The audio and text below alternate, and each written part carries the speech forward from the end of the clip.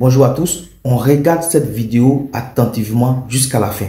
Je dis bien jusqu'à la fin. En conséquence, et afin de garantir la correcte répartition des clubs qui participent aux différents championnats et d'assurer le bon déroulement de ceux-ci, le comité d'urgence a décidé que ISCA participera au championnat de Ligue 1, l'Africa Sport participera au championnat de Ligue 2 lors de la saison 2024-2025. C'est-à-dire que l'Africa Sport redescend en Ligue 2. Bonjour Stéphane. Bon, écoutez, vous m'avez posé la question hier. Et comme d'habitude, un bon prophète, je disais que je ne savais absolument rien. Et que le sort de l'Africa était dans les mains de la Fédération ivoirienne de football. Sur la décision du TAS, il était dit que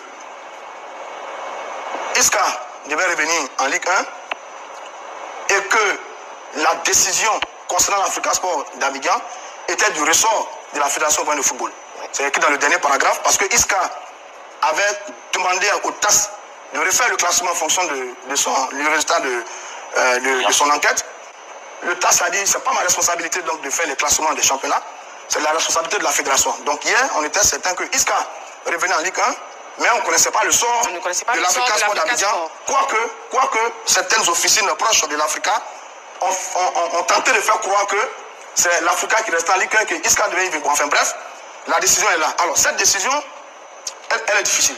Elle est très difficile. Elle est dure. Elle est dure parce que l'Africa quand même, c'est l'Africa Sport d'Abidjan. Et que quoi qu'on dise, on avait tous souhaité voir l'Africa Sport en Ligue 1 pour participer, comme c'est le cas depuis de nombreuses années, à une certaine émulation sociale du sport en Côte d'Ivoire. Malheureusement, la Fédération de football en a décidé autrement. Ouais. Elle est restée sur un aspect technique pour prendre sa décision. Bon, je n'ai pas lu tout le courrier, mais voilà peut-être le premier commentaire que je peux faire maintenant, tout en essayant d'expliquer un peu plus tard quelques éléments qui auraient pu pousser la Fédération, qui ont poussé la Fédération de football à prendre cette décision. On note que le courrier a été fait à Abidjan le 13 septembre 2024, c'est-à-dire aujourd'hui, pour le président et par la délégation, le directeur exécutif signé Armand Désiré Gourou. Et justement, vu ce chamboulement, bon, du coup, nous, on a un chamboulement dans l'émission d'aujourd'hui. Nous sommes en direct sur la 3. On ouvre le téléphone tout de suite, le 27 21 59 93 99, 27 21 59 93 99. Vous pouvez à présent nous appeler pour nous donner votre avis justement par rapport à la décision qui a été prise pour que l'Africa, la décision qui a été prise, qui sont sur l'Africa, et du coup l'Africa qui redescend en Ligue 2 et ISCA qui monte en Ligue 1, le 27 21 59 93 99. Nous sommes en direct sur la 3 et vous pouvez nous appeler. Votre avis nous intéresse et on veut vous entendre. Oui, Dagoucha. Écoutez, c'est une décision de la Fédération ivoirienne de football, du comité exécutif de la Fédération ivoirienne de football, et puis je trouve qu'elle est anormale. Elle est anormale en ceci que le conflit, sinon, je dirais la querelle, pour ne pas dire le problème, a concerné ISCA et la fédération. L'Africa n'était pas concernée, pas du tout. Et on se rend bien compte que l'Africa paye les manquements de la Fédération ivoirienne de football. Et donc c'est fort de ces manquements, ces propres turpitudes, qu'elle décide de sanctionner aussi l'Africa Sport, faire descendre ce club-là en deuxième division. Mais ça reste sa décision.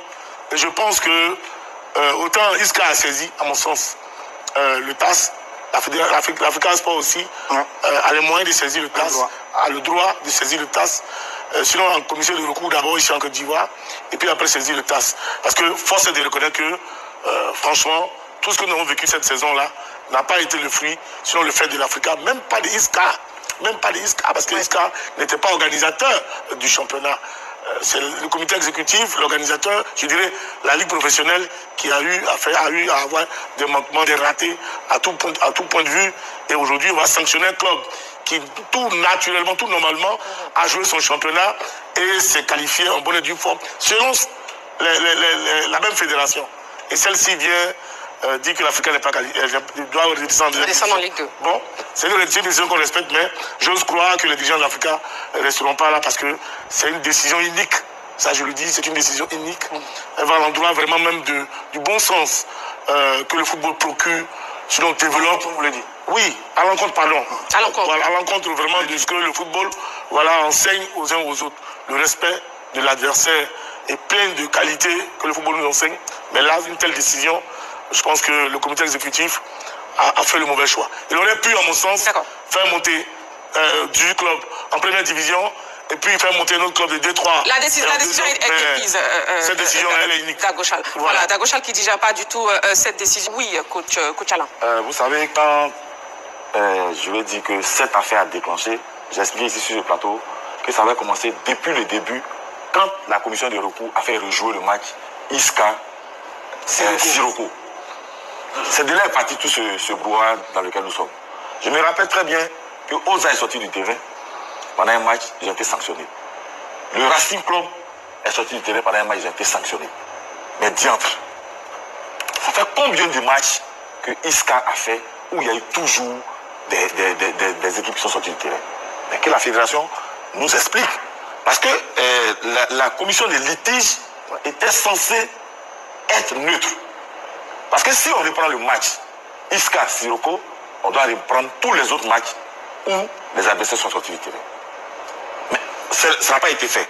Aujourd'hui, le TAS, Isca saisit le TAS.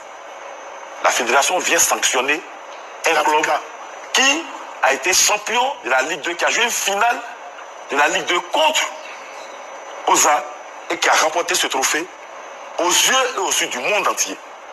Mais diantre, qu'est-ce que la fédération aurait dû faire dès le départ? C'était de ne jamais reprendre ce match et continuer à sanctionner lourdement ces équipes qui sortaient du terrain. Je pense qu'on n'en est pas arrivé là aujourd'hui. Aujourd'hui, la fédération s'est fait fragiliser parce que elle-même, elle n'a pas été à mesure de taper sur la table quand ça a commencé. Aujourd'hui, elle est obligée de fléchir.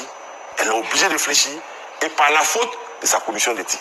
D'accord. Donc après ça, je pense que cette commission doit venir nous expliquer ce qui s'est passé depuis le début du championnat jusqu'à ce qu'on en arrive là. D'accord, très bien. Je pense qu'on aura une émission, la grande team, où on s'attardera justement sur ce sujet parce que là, la décision vient à peine de tomber. Donc du coup, à chaud, on essaie d'avoir les avis, les différents avis, bien sûr, de vous, très chers membres de la team, sur le plateau. Restez scotchés pour ne pas rater d'autres informations sportives.